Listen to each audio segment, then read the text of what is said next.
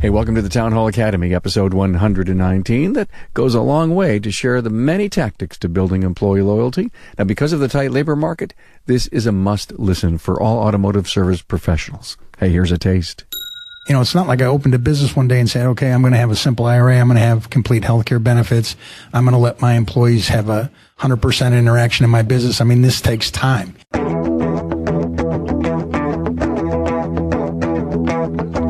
Welcome, automotive aftermarketers, to a Remarkable Results Radio Town Hall Academy.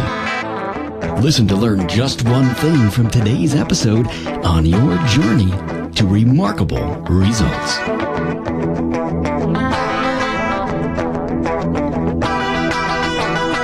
Hey, Carm Capriato here. How are you? Hey, we've got a strong episode on building and growing employee loyalty. For my panel, their approach and methods didn't happen overnight. They evolved, and you can start with many of the ideas given here. Now, you know that Jasper Engines and Transmissions has been a great supporter of the Town Hall Academy. Now, in addition to the strict quality remanufacturing steps they take at Jasper, they can actually improve a drivetrain's components' original design so that it runs longer and better than when it was new. Check out their featured engine and transmission pages at jasperengines.com. Now, next time you see a Jasper rep, thank them for providing you the Town Hall Academy. Hey, if you know of a peer in the industry that needs to embark on this journey to improve employee loyalty, please share this episode with them. Now, if you're not subscribed to a free listening app, please do so. You don't want to miss the wisdom that we deliver each and every week. Now, there's an apps page on my website if you need to find one. Fuel your engine today with our discussion on improving employee loyalty with my shop owner panel. That includes Donnie Hudson from Troy Auto Care in Troy, Michigan, Roy Foster from Roy Foster's Automotive in Reno, Nevada, and Steve Finzel from Finzel's Master Tech in Terre Haute, Indiana. These seasoned shop owners brought their A game as we sat in person at the Napa headquarters in Atlanta.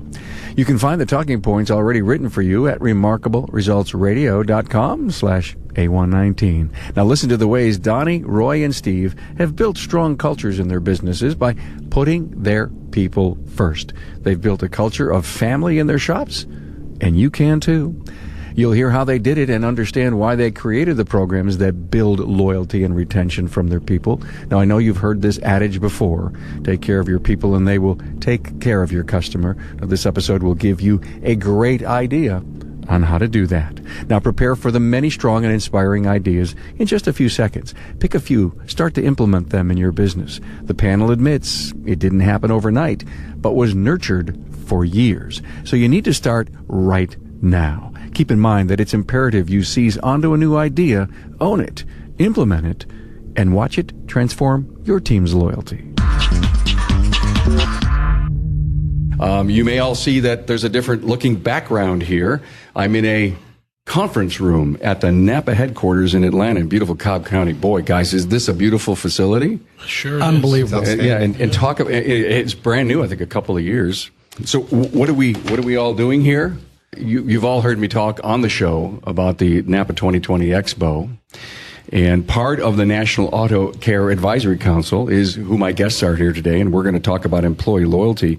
And I was so honored to be invited down here to hang with this great group and to make all those great plans. So thank you to Napa for the hospitality. So, employee loyalty. It was so interesting being here for a day and a half and hanging out with all the great topics that Napa's going to prepare for Expo 2020. I couldn't help but hear all about the value of that. So, I really want to start with you, Steve. Why is it so important to talk about employee loyalty? I really feel that employee loyalty is about having relationships and creating relationships. How important that is in the shop, for shop flow, and just the want to come to work. The want, oh, isn't that cool? I mean, yeah. I mean, if you're going to work for 8 to 9 to 10 hours a day, you want to have some fun doing it, right? Exactly. And so how do you develop a want, guys? You create an atmosphere of want. And by creating an atmosphere is you create a family atmosphere in my shop, and that works very well for me. And we include their family, not just the employees, but their employees' family. But you want to create a fun, ever-changing, think outside the box type atmosphere. He just said include the employee's family. How do we do that? We kind of touched on it a lot this morning when we were talking about not only trying to create the family atmosphere at the shop, including the family that they have. And sometimes your potential employees or your employees are looking for that family atmosphere at work. And that's the only place they're getting it. Yeah, definitely. I think another thing is, we do events and stuff with our employees. We invite their families. It's always great to, outside the workplace, be with the families, get to know the spouses, the kids. It's always a great experience. Okay. All right, Roy, I want to know what kind of events. So we have a minor league baseball stadium in our town. So that's always a great thing during the summer.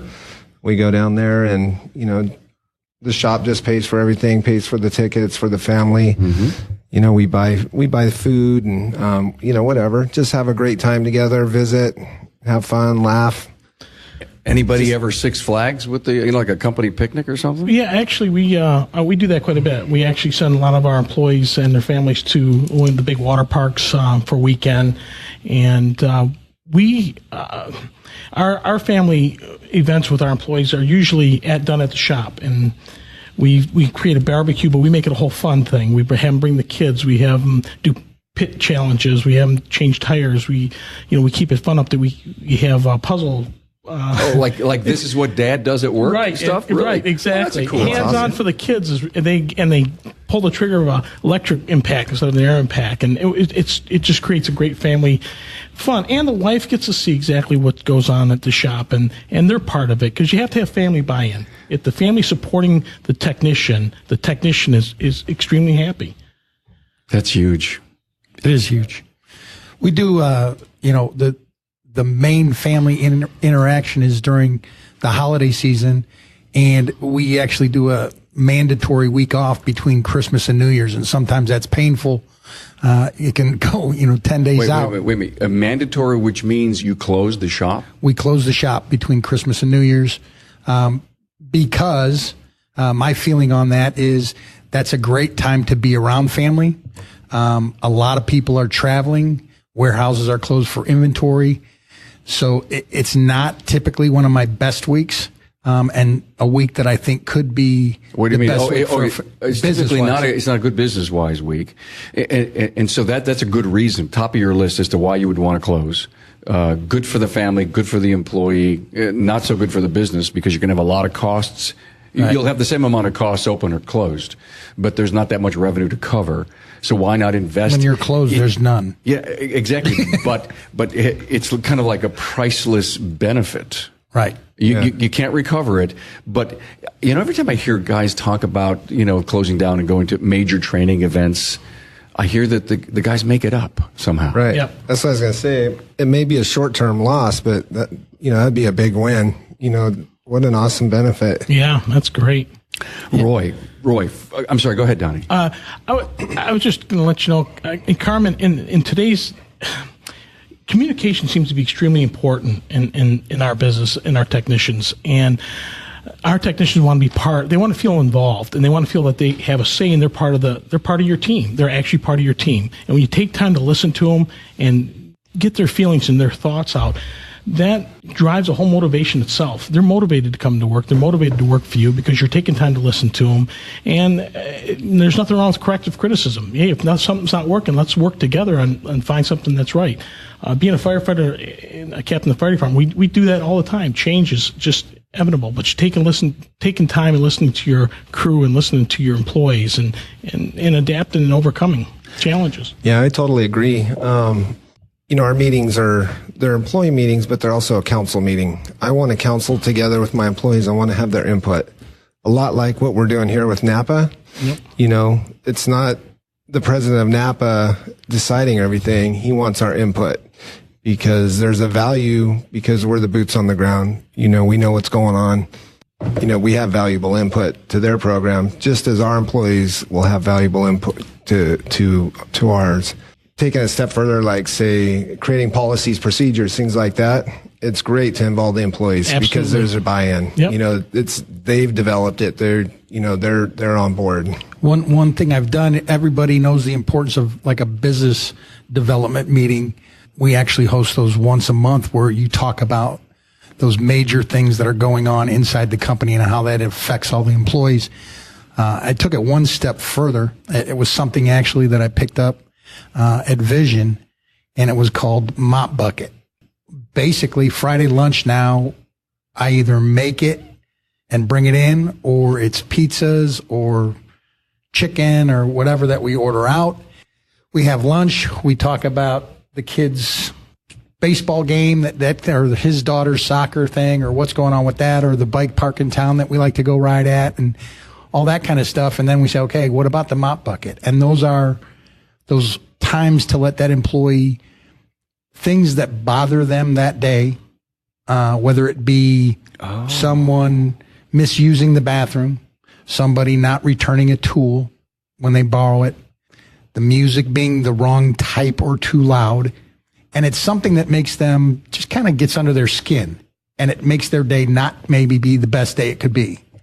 And you're not allowed to say names. You're not allowed to rebut. It's just an awareness that's made. And then as, we work together, we have to change our behaviors because we understand, that doesn't make that guy's best day. So I think you ring it out.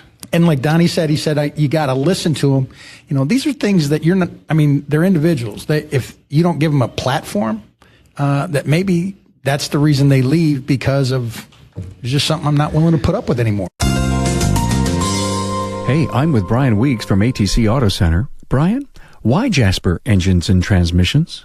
So I think Jasper, the reason why we chose to deal primarily with Jasper is the quality of the product and the people. I know that it is a associate-owned company, but it's more about the people. They do what they do in this industry that is tough, and they stay on top of the cutting-edge engineering, changing and maybe developing ways around known problems and issues. So they're adding value. They're making things better. Oh, absolutely. Absolutely. They're taking a situation that you may have a common failure with and going in, taking it apart, going through the engineering, the R&D department, and saying, okay, how can we make this better? And then from that standpoint, it comes to us that at the end of the day, the end user gets much more value for the dollar that they spend. Hey, Brian, thanks for your time. Carm, thank you. You guys are on the National Auto Care Advisory Board here at Napa. And how well do you know each other? Just from being on the council. And do you chat, do you email, do you text at all amongst each other when you want to share a concept or an idea or have a problem? Not with these guys. We do in our own BDG group. I'm okay. All right, so your local groups. Right. But when you get together, you bring all that local stuff here.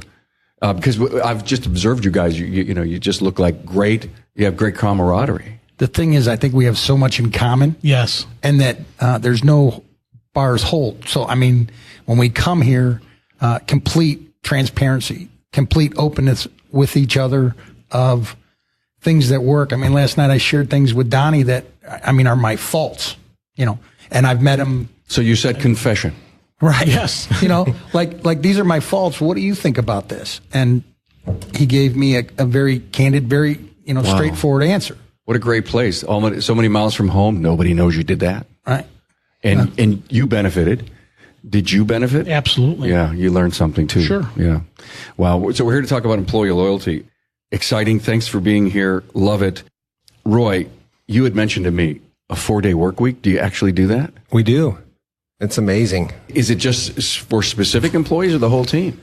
Almost everybody. Okay. There are a couple guys that kind of opted out. They want extra days to work, but for the most part, my guys work 4 days. And it's been fantastic. Their productivity's good. The morale's good. They're happy. That's time with their families, time to do what they want to do is probably the most important thing to them. Share with us how you implemented that. So it's difficult. I have some extra employees for the overlap. One of the great benefits I had is one of my techs retired and decided that retirement wasn't all that great for him. All his friends were at work, nothing to do during the day except for the honey-do list that he got on the fridge every day. So he's like, Yeah, Roy really loved to come in and, work a couple of days. So that's worked out. So I've been able to plug this guy in, and So he's your buffer. yeah, he's my buffer, and, he fills in the gaps, and it's been fantastic. And what's your hours and how many days are you open? Right. So we're open 6 days. So Monday through Friday, we're open 7 to 6. So those guys are working, usually 11 hours, 10, 11. And then Saturday, we're open 8 to 5. Cool. You guys ever think of that? 4 days? No, I didn't. That's pretty cool, Roy. That's really cool. That's a great idea. That's the first time I've heard of it. And, interesting concept as we talk about, even though that's not about this show, but I mean, how hard it is to find a technician, and you have to have, I can see how you would have to have that layover guy. There's got to be an extra player. Well, I've done a show at Town Hall Academy, I believe. It could have been a year ago. We called it 4, 5, 6 days a week you choose. And we had a team on, just like you guys, to talk about it. Employee loyalty. Talk to me about benefits, guys. I mean, where do benefits stack up on that? Actually, Carm, for me and for my team, it's not about the money. That is not about the money at all. And I've done a lot of training classes, and I've been in Seaman Apex. I've done a lot of classes, and Disney Speakers Committee. It's not about the money, and I found that out. I was for certain it's all about the money. Oh, show me the money, but it is not that. It's everything else. It is the family atmosphere. It is being valued and being part of it. Of course, you got to offer them a nice package as far as, we have tuition reimbursement, we have their good salary, we have health care, dental, 401ks. But above and beyond that, it's the atmosphere that they're in, and vacation time to get off, and family time. You close at Christmas. I have a big Christmas party. We have Santa come in, we have the kids come in, and we give them presents, and, I can't afford to close because my AAA business and so forth like that. But, again, family involvement, but making them want to come to work. And my team does. I have a great job. Sometimes, business owners, we're all wearing different hats. We all are. Sometimes it's the financier. Sometimes it's the payer. Sometimes it's just, I need to sit and vent. But how you approach an employee, how you listen to the employee, he's going to go outside that door and says, I have a boss that cares. He went outside the door and he listened to my problems that day. Maybe I got in a fight with my wife. Maybe I had a bunch of bills come in and he wrote me a personal loan, but he cares. And if it's important to you, it'll be important to your team. And I'm a true believer of that. I think when you get back to it, when we're talking about loyalty in this industry, I don't think it's standard that healthcare, simple IRA, 401k, those type of programs are offered to everybody, which is terrible. But I think that needs to be part of the core package. I mean, I think that is something that we should all strive for to get there. We've got that in place, but obviously that's an economic factor that some shops, need to try to make that hurdle, because without that, I don't know how you get the loyalty. I mean, and the retention. I mean, loyalty is retention. I believe they go hand in hand. Yep. Right. Exactly. I mean, right. If you don't have it, you got to keep them there and keep them happy, which a lot of the things we're talking about with family and making the work environment, the culture, positive is kind of more retention, Look at what we heard yesterday about replacing a tech or a service advisor. Mm-hmm. It's a year's salary in cost of, disruption and, all the time that it takes, the ads to put in and then sweating out making the right hires. That fits into your culture. It's better to keep them, right? Absolutely. Definitely. Like Steve said, I don't think it's commonplace, but, I think that sets us apart as shop owners, and it makes us more attractive to attract new talent. I can't speak for these guys, but, I think my newest employee's probably been there 5 years. I've had guys there one guy since 92. So I've had some good success, by treating my employees well. Longevity. I love it. Hey, I want to thank again Roy Foster from Roy Foster's Automotive in Reno, Nevada, Steve Finzel from Finzel's Master Tech in Terre Haute, Indiana, and Donnie Hudson right over here from Troy Auto Care in Troy, Michigan. I was thinking as you guys were talking about benefits is how do you end up really gauging, putting that thermometer, that probe into an employee? And I don't mean to, how do you get the temperature of loyalty from your people? A lot of it is just based on, their attitude. They're happy to be at work. They're happy to be, working for you. And they're they're getting along and they're helping each other. You know, you see it come through in a lot of ways. Roy's exactly right. And how you monitor that, stay on top of that, is weekly meetings. You have to communicate with your team. You have to bring them in. You have to have buy-in from them. And having weekly meetings is important. Communication is important. A lot of time, the left hand needs to know what the right hand's doing all the time. And when it's not, then you're creating a very not great work atmosphere. Absolutely. Big believer in the weekly meetings. You know, since we've been doing that in our business, that, you know, definitely a lot more cohesiveness, more productivity. We talk about a lot of stuff. We talk about safety. We talk about training. We talk about our KPIs. You know, we'll be focused on one or two of those each week. And, you know, that translates to more dollars in their wallet, you know, as they get buy-in and we're all on the same page with the same focus. We not only do we have our monthly meeting to talk about the big picture, but obviously we talked about those lunch meetings weekly to let people know what's going on. And to be honest, being part of a program, you know, it's not like I opened a business one day and said, okay, I'm going to have a simple IRA. I'm going to have complete healthcare benefits. I'm going to let my employees have 100% interaction in my business. I mean, this takes time. This takes growth. Luckily, I'm in the same position as Roy, that I've had guys stick with me as I learn.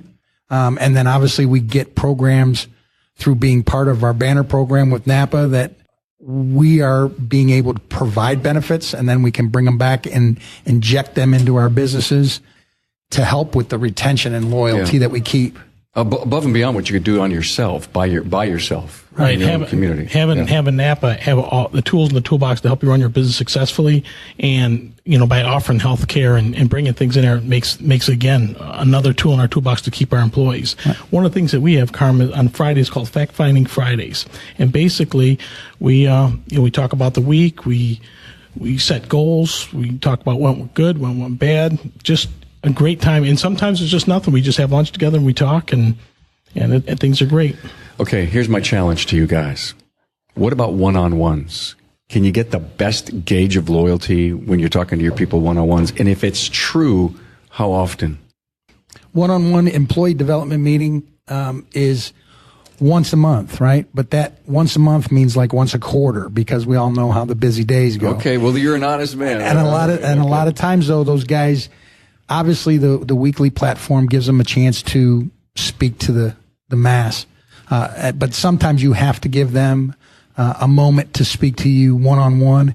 And if we can't get a monthly meeting and it ends up being once a quarter to kind of review where you're at personally and all that, even just a handshake, a hello, a goodbye, walking in the guy's bay, asking something personal, and then say, is everything going good? You know, how you doing? You know, you can kind of tell when people are stressed out. You can tell when they're fired up. I think that's part of the relationship and creating that, hey, I care about you individually. Are you getting your best employee loyalty index from the one-on-ones? I think so. Okay. How about one-on-ones? You guys doing them? Yep, we do. Yeah, we do them once a month. Well, actually, we do them whenever employees always have. I have an open door policy at work, so they can come into my office anytime they want, and we sit down and talk. How often does that happen, Donnie? 3-4 times a week. That's great. Again, it's that communication barrier. There's two things that I wanted to share with Roy and Steve. Something that we did, and I just thought about this because we do a lot of fundraisers in our community, which I'm sure you guys do as well. You know, being involved in the community, doing business is important. Yep. Well, I took that one step further. So I challenged my NAPA team in Detroit, and I says, when we do fundraisers, if I tie my employees to that, will you guys help us? Because when we do big fundraisers like BDG, NAPA, we're totally on board. Whatever you match, we'll match. Well, they did. They took that one step further. So I have employees that say, I'll give you paid time off to do a charity of your, whatever you want to do as far as charity, but you have to get back to the community. Uh-huh. Maybe you got somebody that wants to do something for the Kidney Foundation or whatever charity you want, and they'll do that. And they've come back after they're off a day or two doing that event, and NAPA sponsors what we match, and they come back with a totally different. They feel good because they just did something for charity, and it shows. And then it radiates around the whole team. It's incredible. That's a great idea, because when we do community charity work and I want my people to be involved, it's like I give them another assignment and it's not their choice. That's awesome. Yeah, we've done some service work in the community. Our BDG does a lot, but myself and our employees and family members have gone to our local homeless shelter and prepared and cooked and served food. It's awesome. It's been an awesome experience as they have that opportunity to give back in the community, and they're doing it side by side with their peers. And they feel good about doing that. They feel do. great. Yeah, it's been an amazing experience. Well, what better way to solidify the relationship that you're saying this isn't about me, this is about you, That's and right. I'm going to support you, and I'm not judging what it is. Do it. That's a big trust builder. So much, like you said, Steve, this didn't happen overnight. I mean, so much of what we do on the podcast is to show our industry at whatever level that they're at, that there are really cool things that you can do in a certain evolution of your business. And I know you guys are mature. You've been around a long time. And that's why we talk to the, real well-established shop owners so that they can share. I mean, God, we should do a show on all my missteps, right? And, we'd be on for 3 hours talking about those. I appreciate the humor here, but part of that because it was always ugly on the way up, but you never really knew how successful you really were until you stopped every once in a while and looked back, right? Right. And so what I keep hearing from you as we're talking about employee loyalty is culture. I mean, you've developed a culture where your people walk forward and say, hey, let's do a fundraiser. Love to come to work, want to be at those meetings. I want to share. I don't want to miss a mop bucket thing because I got something to say because you've encouraged them to stay. It's to say it, and all of that builds loyalty. Definitely. Yeah, so culture, it's basically cultivating, right? So we're cultivating this environment that we want to have with our employees, and like cultivating a crop, we're nurturing it, we're tending to it. And, same thing with our employees and our businesses. They need that constant nurturing, that constant attention. And, we need to have that focus. And I really like what, Donnie said about the open door policy, not to go backwards, but, that's part of the culture too, having that. My employees, same thing. They come into my office regularly, they'll talk about things. And the other thing, I think it's important that we, pat them on the back. We go out and say, absolutely, man, great job. Thanks for doing that training. Your work's great. Thanks for being so careful and not having comebacks. We need to acknowledge the good things that they're doing. As praise in public, criticize behind closed doors. Are we doing enough of that as an industry internally? If we were, I think we would have a better image, wouldn't we? Yeah. I mean, as far as what the consumer thinks of what we do. I would think so. I'm kind of stuck that I was like when they're talking about the open door policy, that kind of goes without saying is what I was thinking. I'm thinking how many times guys just walk in like that. Right.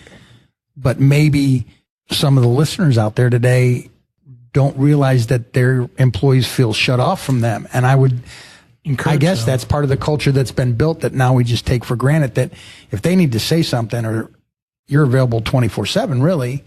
That's why you're here. You're paying your concepts, your ideas forward, insights, best practices. I mean, that's what we do on the show. Right. And we always, we put the mics down, we're all over with, and we say, as a collective effort, and all the podcast alumni, I hope I help someone move one step better. Absolutely. Definitely, yeah. Or realize that maybe my door's shut.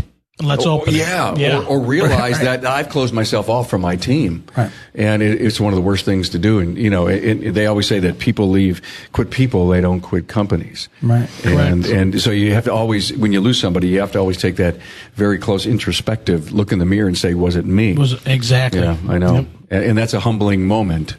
That's a humbling moment for people to realize that. Even though that person who left may not tell you the straight up if you sit down with them.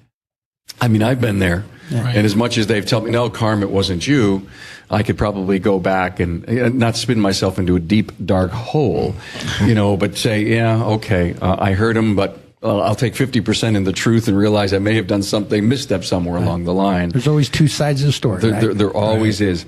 Hey, employee loyalty, guys, paid training. I mean, is that a huge factor in loyalty? Absolutely. Actually, there was two things I want to talk to you about. Perfect.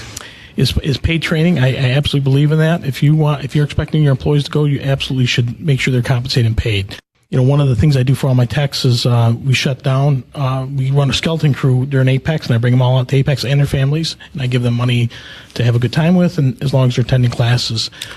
One more time, you take the families to Apex. Correct. You're setting the bar pretty high, Donnie. Well, I don't know. I don't have no 4-day weeks.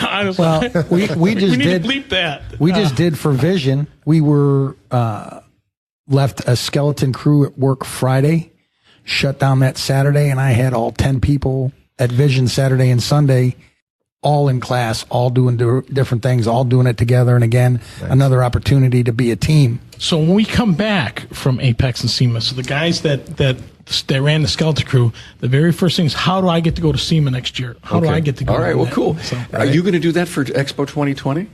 I actually bought 3 packages. So I am taking a service writer and a technician, and there's a spiff program or incentive deal involved in that great. to decide who really should go in their eyes. I kind of am looking at it like who needs to go. Oh, very smart. Who needs to, Pay training. Are you guys all doing that? Yeah, absolutely. Yep. Definitely. Okay. And how does it work? ASE certifications, Yep. pay for all that, mission licenses, pay them just to go get all that stuff done, keep their credentials up. Matter of fact, we were talking about training in May's big meeting is that we have 4 mandatory training that we want to through Napa Auto Tech that comes through the local community college. And there's some other shops in my BDG group and in the area that are just not taking advantage of this. And I asked my guys, I'm like, hey, what would it be? Can we do the training during the day?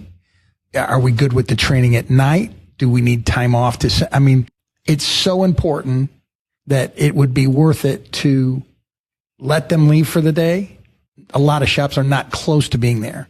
Yeah. But if you're going to ask them to do that at 6 to 10 o'clock at night, it has to be paid. Absolutely. Or it has to be, okay, guys, if you'll go that night, can we trade that for, can you come in at 10 tomorrow? Something like that. Yeah, we started closing early for our auto tech training. So we closed a couple hours early, so they're not there so late. You plan on it. That's right. That's the secret here, guys. It's not hard to do. You just plan on it. Yep. And we market it too. So that's part of so we do some radio stuff. So we talk about it on the radio. Hey, we're going to be closed. Our technicians are doing training, and it's just regularly coming up when we're doing it, and we're putting it on Facebook so people know. We're just pushing it out to all the media that we can. So not only is it letting people know, hey, we won't be there, but also that, hey, we're invested in our employees and we're doing training, and they're competent to work on your car. So, guys, let me ask you all the same question. And my daughter's going to have a recital right after school at 3:30. And I told you a couple of weeks earlier, are you going to find the time to let me go? Yeah, you got to be there. You got to be at the recital, I think is what he's saying. First. Yeah. I know. You got to be there. I know for your exactly. daughter. I felt warm inside when he said that. You got to go. You got to go to the daughter. First. Family first. Always. And that's the rule, never the exception inside of your companies, which is why you can say that you've got the most loyal employees because you've worked at. Was it always like that, or did one day you say, listen, we've got to turn the tide and do this for our people? It was a lot of soul searching. We had to turn the tide. Okay. Yep. And I'm glad we did. We had two examples of that in the last couple weeks. One of the technicians' wives has some medical stuff going on. She's scared. He's like, I'd like to go with her. Oh, perfect. He's got it. And, he scheduled it in the morning. He says, I'll get here as soon as I can. I'm like, if she's scared, you need to be there with her. Another one was literally one of my general service technicians and his girlfriend. There was a terrible car accident, and somebody she worked with closely for years was involved and passed away. And he said, again, I know it's not my deal, but I want to be there for her. I'll get out of there quick and I'll get back as quick as I can. I think those are the opportunities that, even though it's not optimal, that kind of comes up on you real quick. But it is optimal, Steve. What you just did for your employees, that just shows you what kind of person you are. And I want to come work for you. I want to come work for you first. There was no There was no hesitation. Yeah. It's just like we're working out, and there's, I know I got appointments scheduled all afternoon. We'll shift them around. But if you don't, think about the repercussions of that. Right. So we talk about employee loyalty, right? Are we loyal to our employees like Steve? It's got to go both ways. Sure. When when they need us to step up, we got to do it. And family first, like you said, it's a no-brainer. And think about how your employees step up for you. So a lot of times, hey, can you stay a little extra? Can you stay after I finish this job? This person's leaving for out of town. Absolutely. I never have no problem. We'll take care of it, boss. State-of-the-art equipment, important for loyalty? Definitely. Yep. Yeah. They have to have the right tool for the job. Absolutely. They have to, it makes their life easier. It makes, make sure the job is able to be done right. It also shows them that we're invested in them, that, we're not cheap when it comes to them being able to do their job. And I don't know that that's a norm. My latest hire came on at the beginning of the year, actually expanded to another full mainline technician because of it. That question, if a master tech walked in your door today, would you hire him?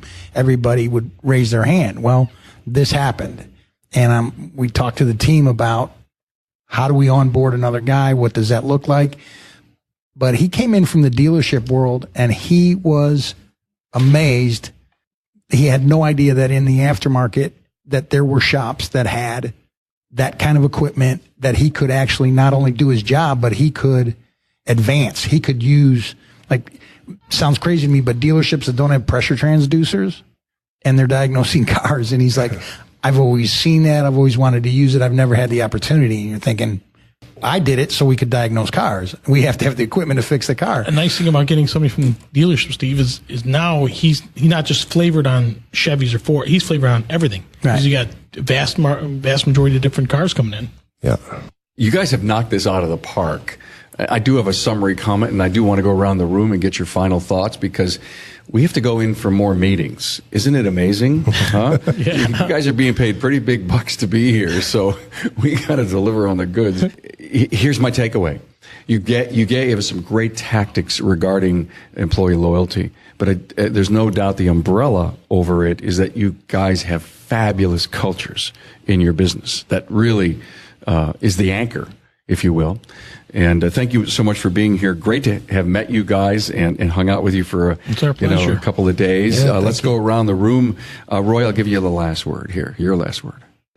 It's good to reflect upon these things and see, kind of how I'm doing. And, some people think of employees as a liability when really they're our biggest asset and we need to treat them as such. And, family first, be there for them and do all we can do to, know that we appreciate them. Thank you so much. Steve, your last words. I do encourage everybody out there, if you're on and you were interested by our topic today, your employees are the foundation of your business, and you are their leader, their mentor, their director. So, this is your job title, and this is something that's in your pocket. Donnie? It's been an honor to sit with you, Carm and Steve and Roy. It's been the best of the best. Take care of your team, and your team will always take care of you. And put family first. Well, that's the summary. That's the title line of the episode right there. Donnie Hudson, Troy Auto Care. Roy Foster from Roy Foster's Automotive, and Steve Finzel from Finzel's Master Tech. Guys, thanks so much. Thank you. Thank you. Thanks, guys. Thanks for being on board to listen and learn from the premier automotive aftermarket podcast. Until next time.